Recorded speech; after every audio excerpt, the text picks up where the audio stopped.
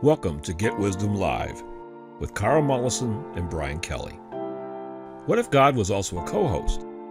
What if the historically rare ability to question God directly and get profound answers back has been rediscovered? What would God say to today's sophisticated but deeply troubled world? Get Wisdom Live is here to share those answers with you.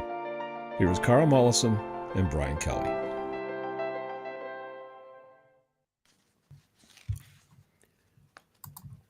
Welcome to another episode of Get Wisdom Live. I'm Brian Kelly, along with Get Wisdom founder and director, Carl Mollison. This week, we're going to look at Creator's perspective on the 7 deadly sins.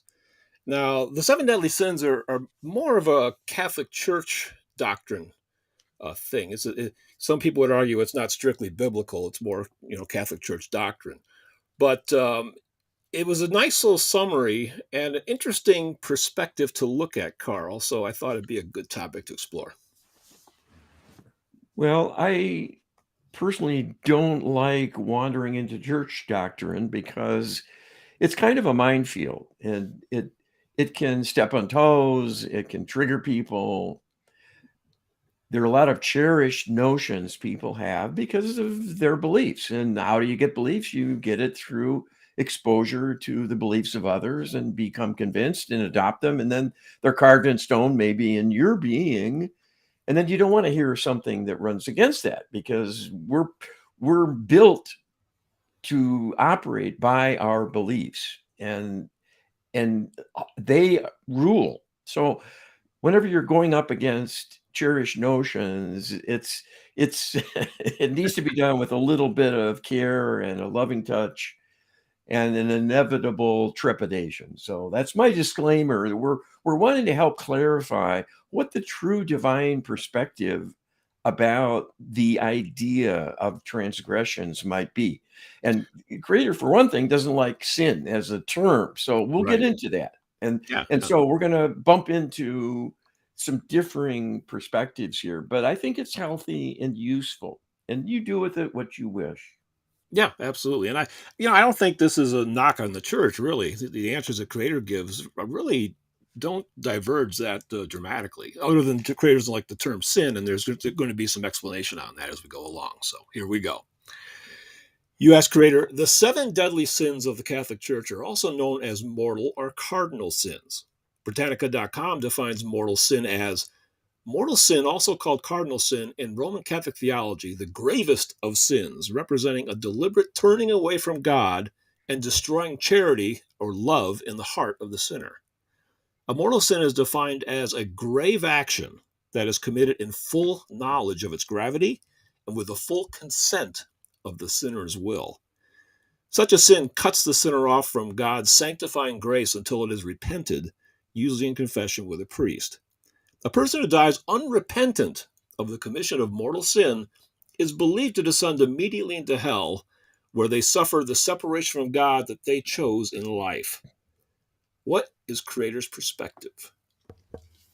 All right, and these are Creator's words that I channeled. We have discussed with you many times some of the small variances from church doctrine, from the various religious denominations and heritages that would seem to define them as differing in fundamental ways. But this is more an exaggeration than a reality. What we would say is exaggerated, most unfortunately, is the extent to which those who practice a particular religion not only believe it is the ultimate and truest word of God, but worth fighting and dying to defend, to the exclusion of all others, in a kind of self-righteous declaration of superiority. That is flirting very dangerously with some of the 7 deadly sins we will be discussing. So, at the risk of stepping on toes, you are entering shark-infested waters here of long-standing assumptions of validity being literally carved in stone and accepted as pillars of the true church. So, we will venture forth on your behalf to help clarify the truth of things, because there is one ultimate truth always, and that lies with us, the Creator of all it is, and not without humans present divine wisdom through various filters, many quite ancient, in bringing forth working principles that made their way into religious doctrine. So, first of all, we would say we do not like the term sin at all because it taints whatever follows with being tied to all of the prior doctrine, some of which is faulty or an exaggeration of divine truth in some respect. Those who have felt uncomfortable with the constraints of formalized religion and drifted away for that very reason will be highly sensitive to the imposition of the word sin to describe human conduct because it is very much wrapped up in rigid theocracy that is much about blaming and shaming rather than uplifting and healing. We prefer the latter approach. So we would rather the word sin be replaced with transgression, meaning a departure from divine alignment that can harm the self or others or both. That is a more neutral term in departing from the quite emotionally loaded discussions about sin that are also tied to an ultimate sanction, even so horrific as going to hell and suffering for an eternity of endless torture. This we must also correct at the outset that the idea of hell was simply a metaphor to present the reality that conduct out of alignment will bring consequences, and those can be quite severe. They can be lifelong and be life limiting as well.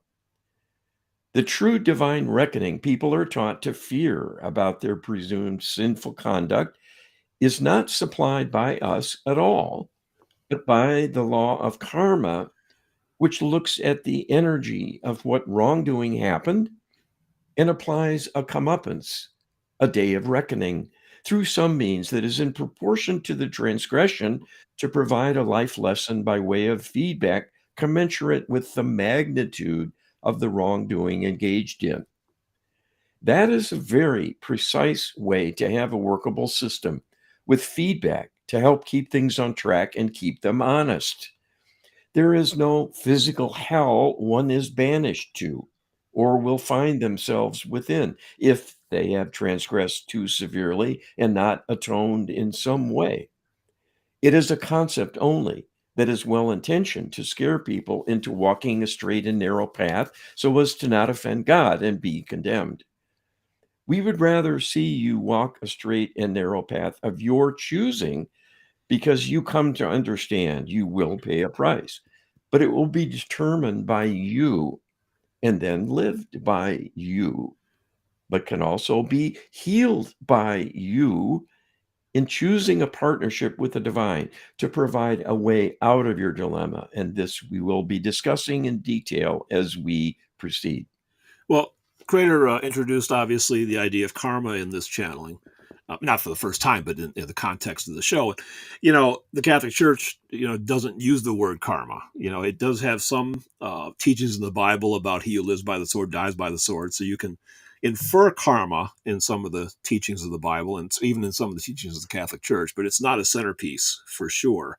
And it's interesting that, Carl Creator really says here that the law of karma is what keeps score and applies, lessons for the wrongdoings and a comeuppance. Well, I know people cling to this idea of a hell as a kind of reminder, and it's a kind of disincentive for wrongdoing to have that fear. But I can tell you that many of my clients are living a life in a kind of hell, Yeah. and it has a karmic prehistory that got them there. So this is very serious business. Life has consequences and there's no way around it. Karma will find you. It's the law of cause and effect if you don't like that Eastern term. It's the same thing. What goes around comes around is the kind of vernacular terminology for it. But that's the great leveler. That is how justice is meted out by the universe, not God watching and judging you. It's automatic because it's a function of energy. Everything you do is energetic. It's good, bad, in the middle somewhere. And that's what the law of karma does automatically to bring back around to you what you create. Yeah. So this is unavoidable, and it's complicated, and it's delayed here in our world. And that's why people get away with things or seem to, but Well, one of the eventually it'll things, catch up. one of the ideas about hell is that you get hell because you deserve it. Well, karma can deliver hellish responses to you because you have delivered hellish responses to others in the past. So in a sense, you're getting the hell you deserve, and karma is the waiter. You know, but it's your choice. It's the consequences of your own choice. So change your choices, and you should get new consequences. So that's really what the lesson is. U.S. creator. The summaries of each of the deadly sins are taken from an article written by Father James Schaefer, understanding the seven deadly sins at simplycatholic.com. The first deadly sin is pride, and he writes, an excessive love of self or the desire to be better than or more important than others. Respect for the human person proceeds by way of respect for the principle that everyone should look upon his neighbor, without exception, as another self, above all, bearing in mind his life and the means necessary for living it with dignity. What is Creator's perspective? All right, these are Creator's words. Prideful thoughts, feelings, and conduct are indeed destructive and a karmic misstep that will call forth a karmic consequence intended to present an opportunity to make restitution. That is the way to fix a wrong, by putting a right in its place. An act of loving kindness or forgiveness can be a perfectly proportioned replacement for an act taking away something or causing harm to another or the self as well. Pride is a deadly sin because it is all too likely to happen as a consequence of too great an ego involvement. When one relies on their ego to choose their actions, they are putting the wrong part of themselves in charge. The ego is a powerful force for maintaining safety and security, but in its power to preserve and defend, it carries risk of going overboard and dominating others to attain such personal superiority. That can be hurtful and quite harmful and will always damage the self as well as a consequence. So, this description you have in your question of respect for your neighbor as another self is wise indeed. It is a reflection of one of the important divine truths we have promoted for living in divine alignment, that there must be a balance between self service and service to others and how one goes about their affairs. This is why our first principle is to raise up the self with no harm to others, stating clearly there needs to be a balance and not an excess of self preference, self praise, self concern, self indulgence, and self serving impulses and actions. The second divine principle for living is raise up others with no harm to the self. And that is a perfect counterpoint, the opposite side of the same coin, that one should not be neglectful of those around them, and that it is indeed divine to help fellow beings to do their best, be their best, and treat them in the way one would want the self treated. And that is nicely incorporated in these general principles as being a kind of energetic balance to not overdo things in either direction, in terms of, on the one hand, favoring the self in a helpful way, but not at the expense of others, and to help others in a helpful way, but without harm to the self. One can choose to make a sacrifice, but doing things for others at too great an expense for the self is a disservice to one's own soul. And that is a karmic misstep every bit as harmful as harming another. So, Creator is pointing out here, I think, that it's not any pride is bad, but an overdoing of pride that becomes a deadly sin, and that can become a slippery slope for the individual. Mhm. Balance. That's the key. Balance. You ask Creator, the second deadly sin is lust, an intense desire, usually for sexual pleasure, but also for money, power, or fame. The God of promises always warned man against seduction by what from the beginning has seemed good for food, a delight to the eyes, to be desired to make one wise. What is Creator's perspective? Creator says, here is wisdom in taking all things in moderation. Where lust is described as an excess desire for personal pleasure, that indeed can take many forms and act through many strategies. This brings up a very important principle that is a general rule of thumb for living in divine alignment, which is that everything in the universe is designed to be in a kind of balance. And when one engages in wrongdoing, they are throwing the universe out of balance, if only to a small degree. That will always have consequences, and it will always be noticed by the law of karma to demand a correction eventually. Here as well, the ego is a dangerous ally because it will be tempted to allow indulgence and lustful feelings and agendas simply because the ego wants to serve and protect the self and will respond to and be eager for rewards. And that can serve the self as further fuel for self indulgence and growth in power of the ego to become arrogant, demanding, and even manipulative to prey on others in response to a lustful desire.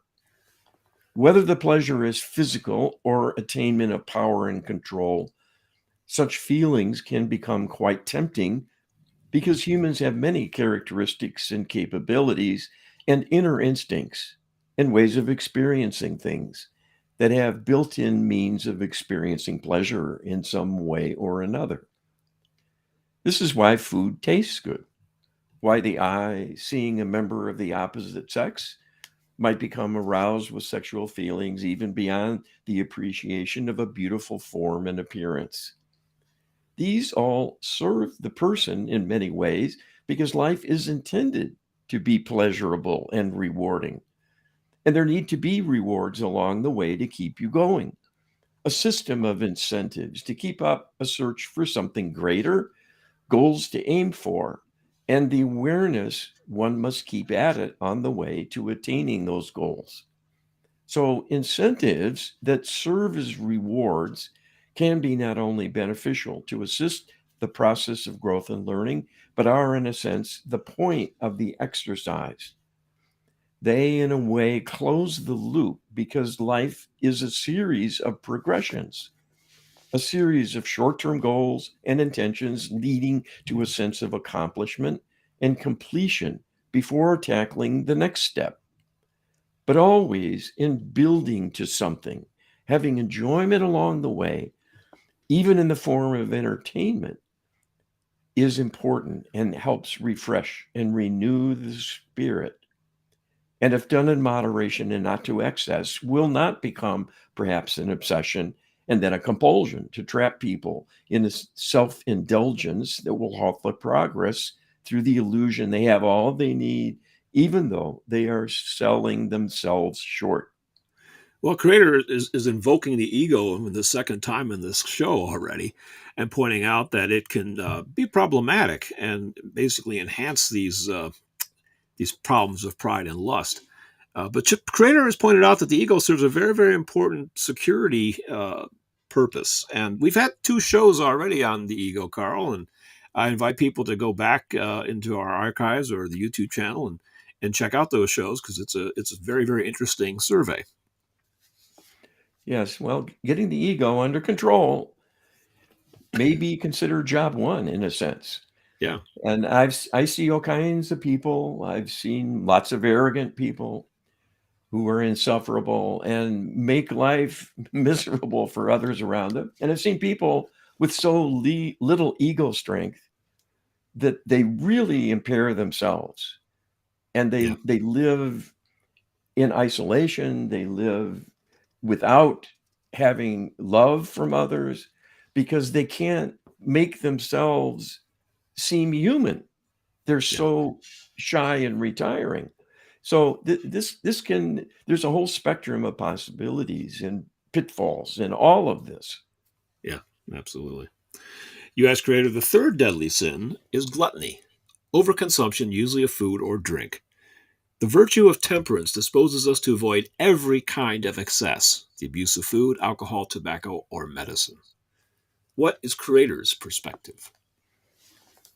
Okay, Creator tells us the assignment of this category of negative conduct as a transgression is certainly applicable for far too many individuals who become self indulgent and consume substances that are rewarding and pleasurable to excess. And of course, that comes with a downside that takes a toll on the body and often the mind as well. If people cannot maintain their composure and intellectual competence to carry out daily duties, whether a deficit accumulates in getting out of shape and perhaps no longer being physically qualified for their work, or simply becoming less effective and efficient if they are in an altered state through drug or alcohol use, they will be less productive, less effective, and will risk steady employment being taken away. Getting too much of a good thing is one of the ongoing hazards of life, and this being so introduces the idea, in particular, of self restraint, developing an inner discipline to avoid temptation or overindulgence, particularly for those things that might be highly tempting for a given individual, as some are more predisposed to certain excesses than others. One of the problems with developing bad habits that grow to become a severe liability through excesses of intake is that such a path will create a karmic consequence because one is choosing to endanger their well being. And that is an affront to the soul and its purpose. It will get noticed and it will be reckoned with by the law of karma eventually. Interestingly, many times people have a lifestyle that leads them to obesity, substance abuse, or addictions because they have experienced that very thing in a prior lifetime. What is happening is that the law of karma is circling back around with the potential for that to be re experienced in a new life. And conditions will be brought to bear, creating the opportunity for re experiencing that very dilemma. This seems harsh and unfair, but the point of a life lesson is in the learning and an eventual realignment through one's own awareness. Well, I know from studies I've done in the past that sometimes people can struggle with weight because they've starved to death in previous lifetimes. That's a direct kind of karmic but past life issue that bubbles up in a new life. But Creator's saying here that just having been obese in a previous life can also reoccur. So it's kind of a double whammy in a way. And there's a Yeah, there's a real need to engage in the art of living on these well, things, yes, Carl. and this is something that probably is eye-opening for most people who hear this kind of discussion about being overweight and having a karmic predisposition. Because the idea of we're talking about gluttony as a transgression, but it's a transgression because it's not serving the soul, and it's not serving the soul in the sense of dragging them back into a prior pitfall Right, if they let that happen. But the law of karma is not just here to punish, it's here to instruct. right. So if you're listening to programs like this and getting the idea, these are things we need to take care of. We need to heal them. That's the way out of the dilemma rather than just being a helpless victim of our past transgressions. So that's the point of this, that with greater insight, we're more likely to seek healing, a true solution for the true problem, not just finding a better diet, but having a healing for that need. And it Yes. might be just rewarding through just the enjoyment of eating, snacking, all the sweets and all the things that are very, very compelling to many of us. But that desire for excess might have a deep seated need for self survival and protection. So it's Right. much more than it looks on the surface. It's not simply an indulgence just because of reckless, hedonistic desire for pleasure. There can be a deadly serious motivation also, but the behavior is the same and the consequences are the same. It'll get you in trouble. Yeah. Well, we have tools for helping with the art of living, and you can get our 10 principles for the art of living, our ebook. Download it today at getwisdom.com/10ten. Getwisdom.com/10ten. You'll find it very helpful, I'm sure. You ask, Creator, the fourth deadly sin is greed, the desire for and love of possessions. Sin is a failure in genuine love for God and neighbor caused by a perverse attachment to certain goods. What is Creator's perspective? Creator tells us greed is certainly a serious liability, but all too likely to happen at times given the demands of life in the physical, the uncertainties, the risks, the many sources of challenge from negativity of all kinds, including being preyed on actively and manipulated with ways found to punish and undermine you. This creates many disappointments, failures, and circumstances where you will wind up short compared to your dreams and aspirations and desires. Life circumstances are highly varied, so no two people are alike, and some seem well endowed with built in benefits and advantages, whether physical health, attractiveness, intelligence, sparkling personality, and so on. And others will have significant handicaps, whether physical restriction or simply have meager attributes on display in contrast to others and have to settle for a low ranking in the opinion of others. This seems highly unfair, but it does indeed have a purpose, which is to spur you on and teach you how to deal with adversity, be disadvantaged, starting from behind, having seemingly less to work with, but yet the same large appetite as others. Here again is a trap for the ego. In wanting to serve the self, the ego will recognize what others have and want it for the self. This can become a kind of obsession and gain larger than life significance in how they are perceived. When looked at dispassionately, despite the motivation behind the attraction something represents, it will always be seen in looking at the big picture to be something far less than the be all and end all of existence. While there are many things that might seem lofty and quite special and quite rewarding to even set the person up above others in the attainment, these will be superficial pursuits and achievements in the end because everything physical has little importance compared to divine attributes that start from love and its expression in an increasingly myriad variety of forms. That is the true purpose of existence, to learn about and master love and its giving and receiving in the achievement of ever greater expansion of possibilities in a balanced way to raise up everything and not the self alone. The attainment of enlightenment through being truly in divine alignment with a deep understanding and ability to follow divine principles and contribute to the welfare of all while including the self effectively will lead to tremendous rewards of all kinds that go far beyond personal possessions and the trappings of physical existence. And here again, feelings and actions based on greed are a kind of cheapening of the self in settling for less while wanting more. And to the extent of the severity of misalignment, is a departure from divinity.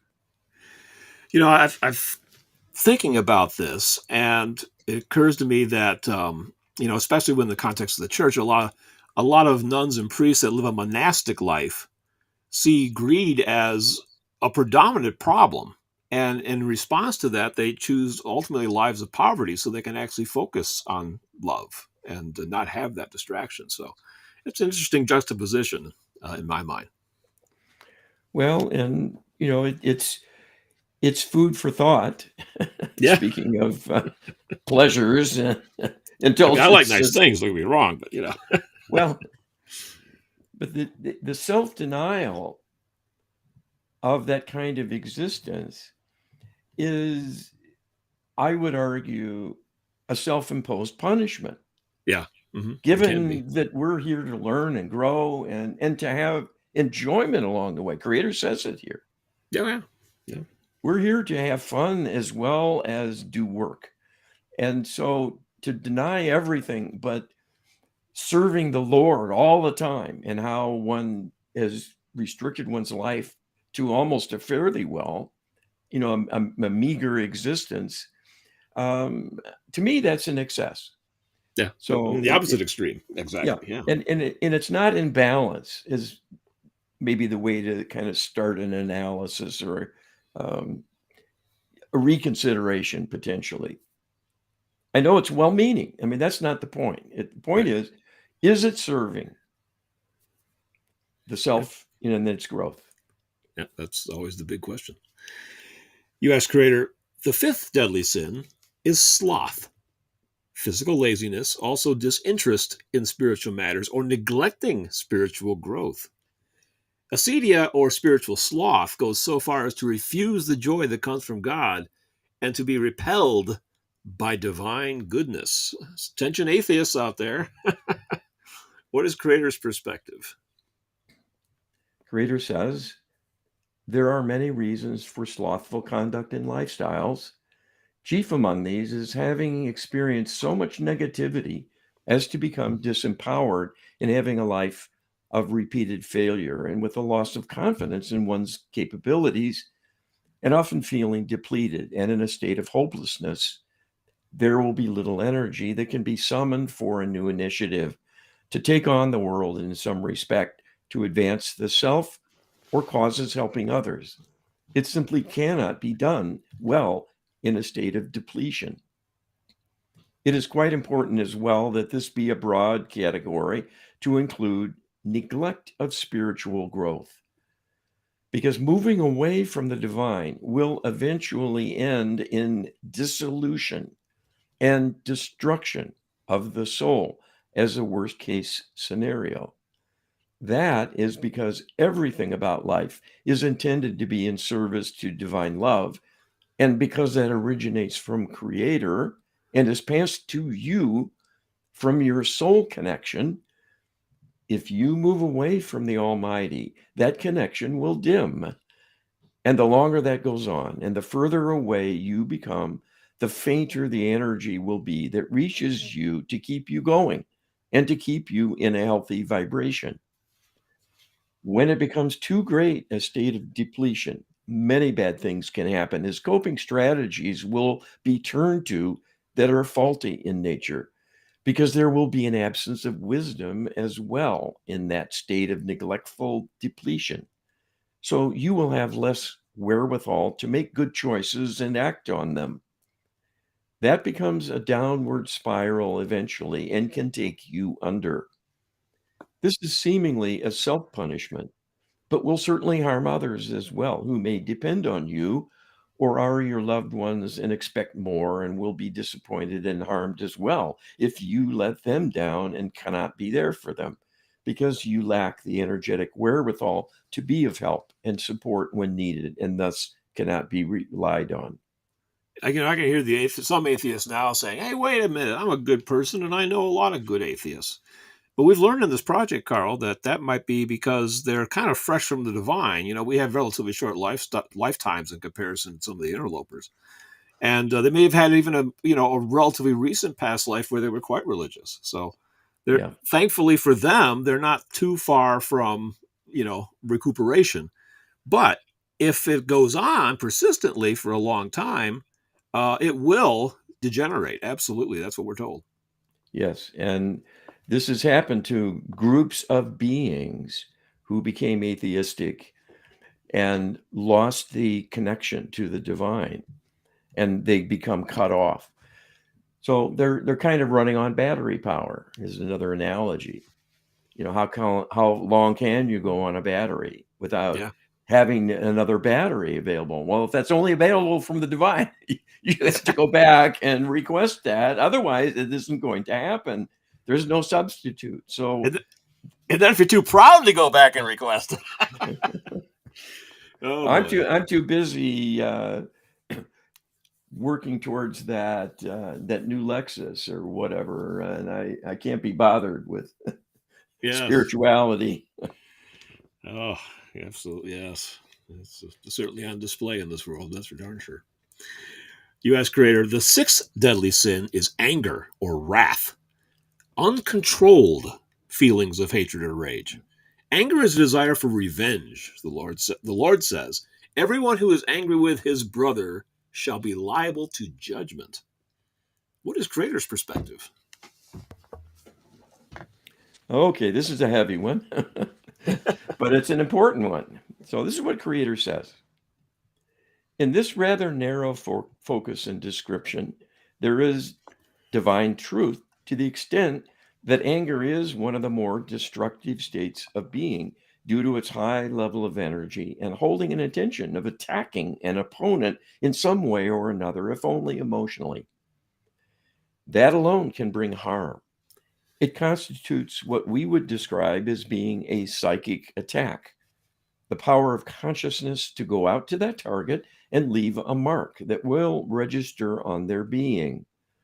That will be seen by the law of karma and can undermine that person and make them a victim of the anger, deserved or not. This, in turn, creates a karmic liability for the one initially angry at someone because their record of existence will show this event as an attack on a fellow human that is out of alignment by its very nature, and the level of harm will call for a rebalancing and repayment in kind. And this will arrange for something to happen to that angry person to put them in a similar challenge.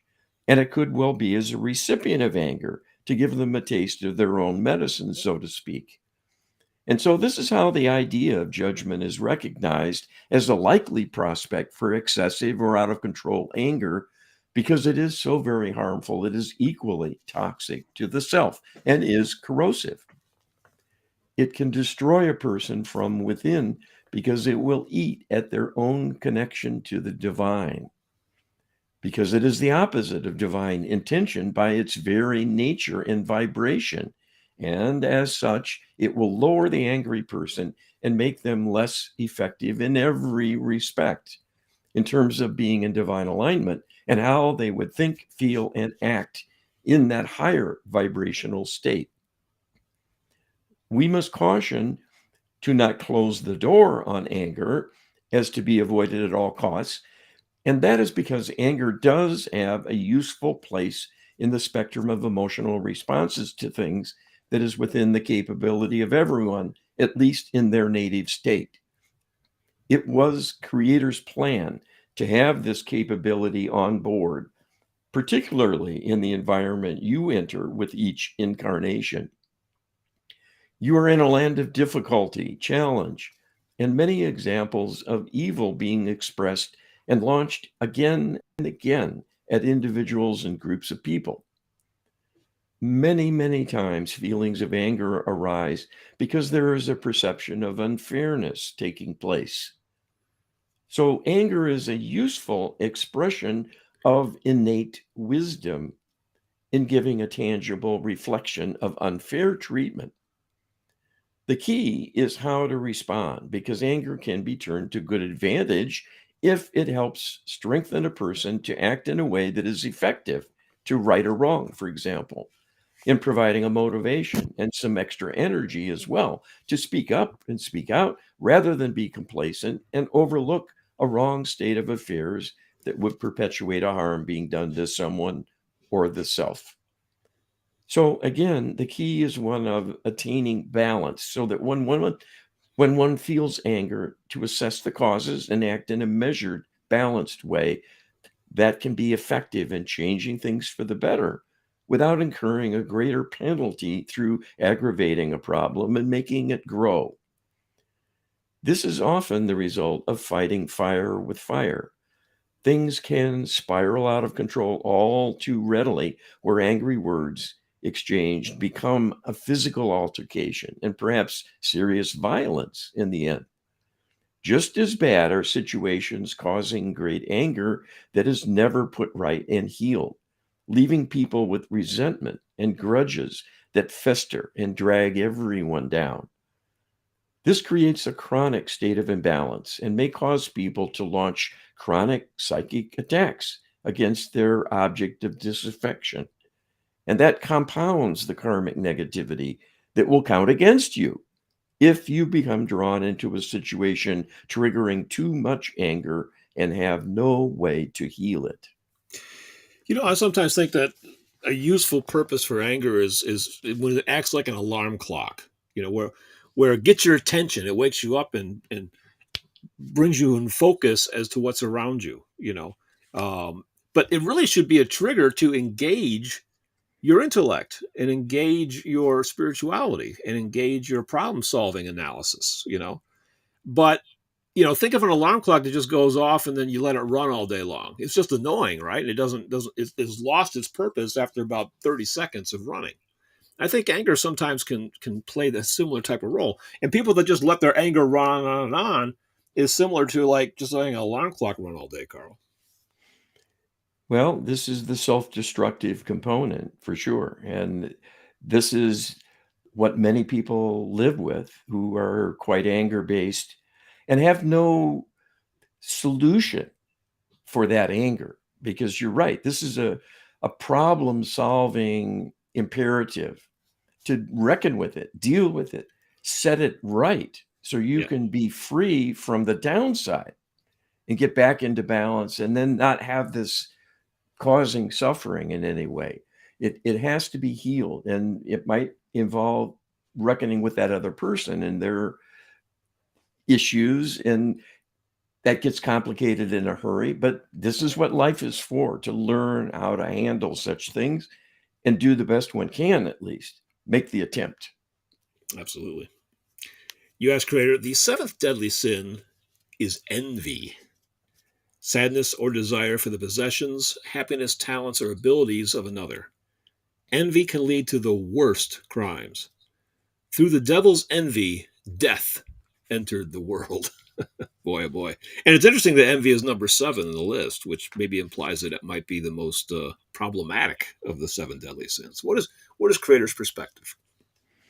And Creator tells us here again, there is a grain of truth in this kind of historical representation of envy and its origins and consequences. The falling out in heaven of the angelics working with Lucifer began with envy of those with greater authority and a greater measure of control and influence on things perceived as a greater level of status. And that envy fueled the ego and resulted in conduct that was out of alignment and grew in frequency and intensity, causing those angels to experience a greater and greater deviation from the ideal divine alignment they had enjoyed. The further they departed from that ideal, the harder they found it to recover until eventually it became impossible for them. And this downward spiral led to a state of being where they refused all help through a growing mistrust and then fear of the light, not wanting to have to face an inevitable reckoning as seeming far too painful. That is a huge price to pay, being at the risk of never returning to heaven and eventually losing everything through a recycling of the soul back into a basic generic energy, the ultimate expression of death forever. This speaks strongly of the wisdom and not overreaching because someone is further along in their journey, has more learning and capability, and thus enjoys the advantages you have not acquired yet. There are no real shortcuts to such attainment other than putting in the effort and the work, the passion, the duty, and the meeting of responsibilities to remain steadfast and see to your personal growth and learning. That is how all rewards come about. They cannot simply be taken from others. And to the extent you might become preoccupied and be envious, it becomes an attack on your very soul at some point because it will sideline you through misdirection and a lowering of your sights to indulge in negativity that is destructive and ultimately life limiting. I think this channeling from Creator kind of hints at the idea that envy is perhaps the worst of the seven deadly sins. And in fact, I think we'll do some more exploration on the concept of envy and the problem that it definitely causes people, Carl. Well, I would have to agree. I mean, this is where death forever comes in, and it's been lived through billions of beings who take that path of following their envy and acting on it, and it's gotten them to the point where they're nearing extinction. That's Yeah. a pretty dire consequence from something that starts out as an impulse or notion or emotional feeling that feels all too human. So this shows the power we have to ruin everything if we indulge in our transgressions and make them a focus of our lives. Well, we've completed our quick survey of the seven deadly sins. We got more Get Wisdom coming up, but we can do a spoiler alert and let you know that the answer to coping and overcoming these seven deadly sins, the tools that can help, are empowered prayer and the Lightworker Healing Protocol. And you can learn about both of them by downloading the ebooks associated with each. You can get the one on prayer at getwisdom.com/prayer, and you can get the ebook describing the Lightworker Healing Protocol at getwisdom.com/LHP, getwisdom.com/LHP. Carl, you asked Creator, Wikipedia defines eternal sin. The unforgivable sin is interpreted by Christian theologians in various ways, although they generally agree that one who has committed the sin is no longer able to repent.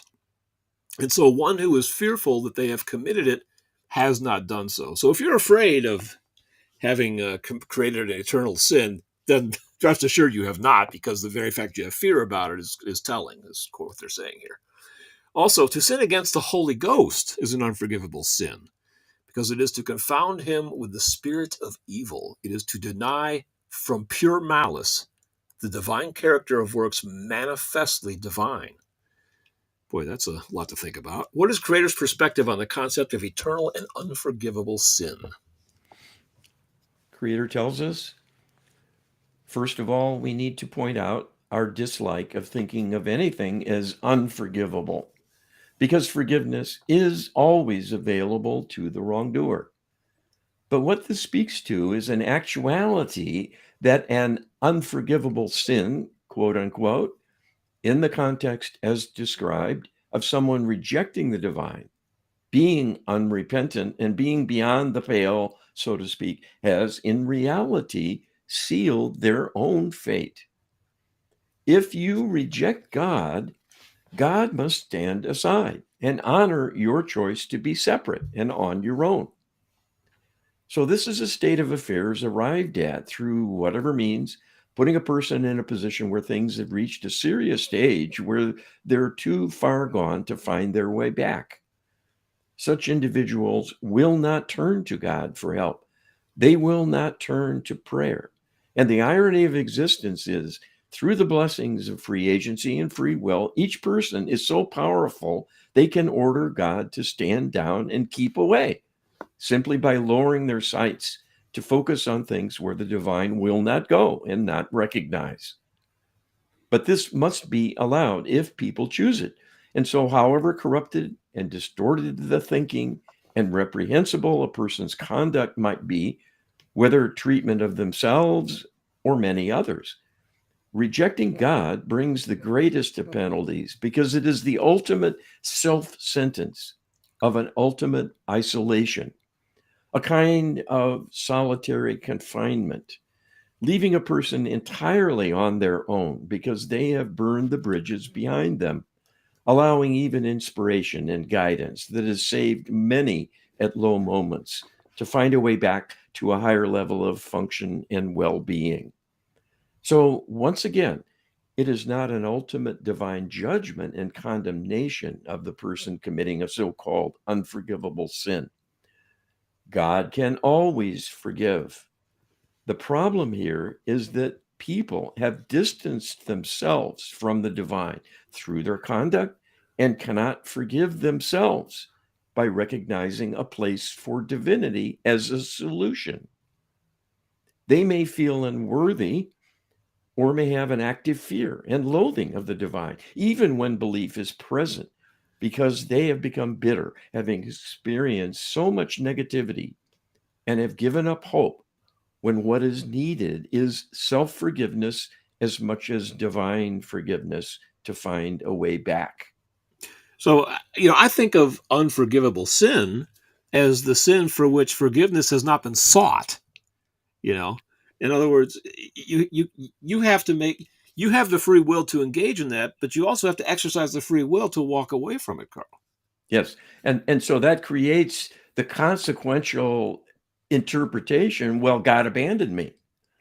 God didn't fix this, and it's really the person has all of these dark inner beliefs.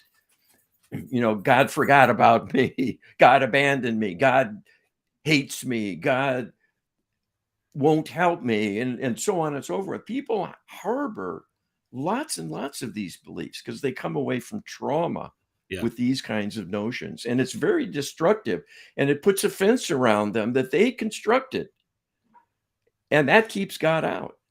So You it know, is their doing, not God's. yeah.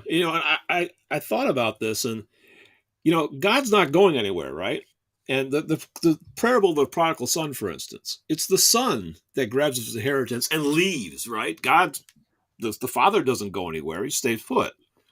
And the son goes off and spends all of his fortune, and then comes back, all chastised and humbled, and God takes him back with open arms. But the son had to make the return. The point is that God's not going to chase you. you know, if you say bye, God, and slam the door, God's going to wait on the other side of the door, and you have to come back open and step back in again, Carl. Yeah, that is literally the truth of things. It's in your hands where your destiny lies. You can get there with divine support, healing, guidance, inspiration, and love all along the way, or you can do it on your own. Good luck with that. It's much, much harder. You might eke out a lifetime, but you won't grow as much, not nearly as much, Yeah, if you leave God out. yep, absolutely. U.S. creator, organized religion makes much ado about sin and its consequences. It does advocate prayer as one weapon to be used in the battle against it, but we have also learned that the prayers intended for this purpose would hardly be considered empowered. Can Creator share with us how empowered prayer and the Lightworker Healing Protocol are the most effective means to combat the spiritual degradation of sin? And this is what Creator tells us. Prayer has become increasingly out of favor in a growing secularism that has been a significant encroachment and replacement for religion and a spiritual perspective as a practical tool and working arrangement that is an inherent aspect of life. We can tell you it is the main purpose of life to commit oneself and work on achieving and maintaining divine alignment while you are in a place of challenge and lack and needing to learn about negativity before it destroys you. This is a daunting task and many fail. Prayer can be the saving grace, but as you allude to in your question, has not been done effectively in the past. You have not been taught how to pray most powerfully and in ways specific to the need. That makes all the difference. The tools you speak of, we have inspired through your channel. To make prayer empowered is a great beginning because it begins to restore what is missing through forming a divine partnership where there is an infinite resource of energy and wherewithal available to you potentially. You must seek it and request it in a knowledgeable and effective way. A weak, vague, and ill informed prayer will do little to help you because you are not providing your part of the bargain to form an effective partnership. We cannot lead under the rules of engagement, having put you in charge of your soul's safekeeping and your life journey of growth and enlightenment, not only to seek a wider expansion of your awareness and understanding of things and develop new skills and talents and learn in the doing, but to virtually solve the problem of evil and win the day through saving and healing humanity as well as your tormentors, the many perpetrators holding back human progress. So, in that context of the big picture, things are actually worse than you might think in terms of your burdens and the challenge it truly represents. But keep in mind, you are underpowered because of ignorance.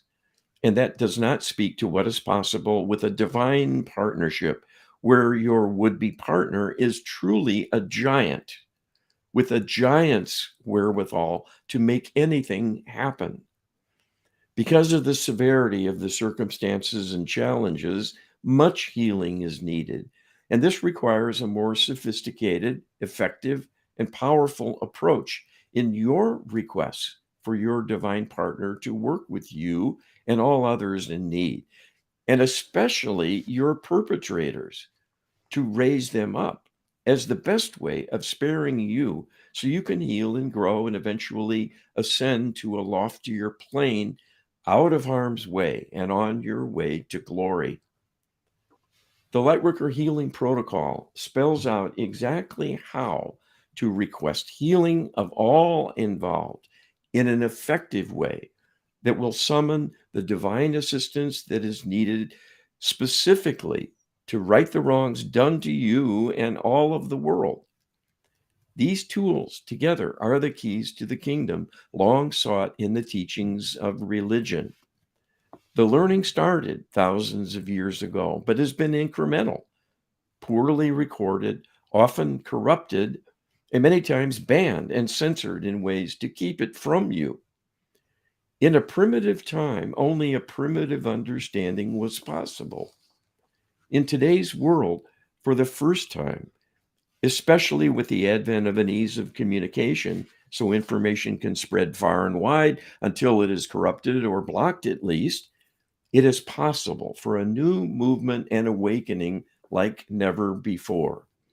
If you embrace empowered prayer and the Lightworker Healing Protocol, you can solve the problem of evil, working together in earnest.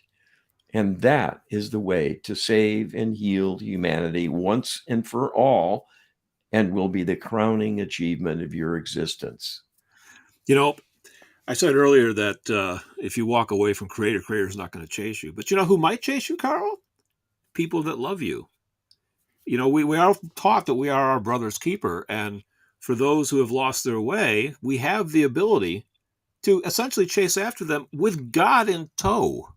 We can use prayer power to ask for assistance on their behalf and bring healing to these people. Healing they cannot bring to themselves, but we can bring it to them for them, Carl. It's amazing. Well, it is. And we have many examples of people who reached out to us to help a loved one who wasn't communicative, certainly wasn't cooperative, like a young person, maybe involved with unsavory friends and bad habits and so on.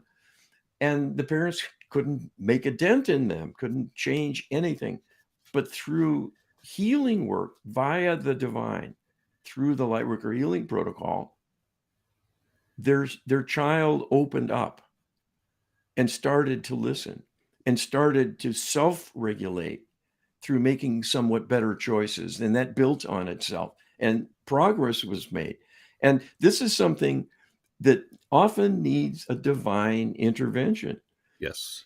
This is what's been missing all through history. And look at history, look at the travails, the endless wars, on and on. And society still fractious and in disarray and disagreement so much of the time, so much Yeah. wasted motion, and people working at cross purposes and hating one another, all of it.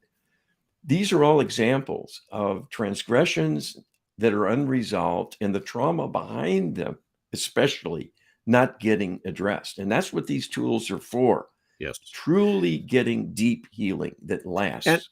it's absolutely necessary because those that need the healing the most are not going to pursue it on their own. And we've been told all the interlopers, every single one of them, cannot save themselves. They've crossed that line.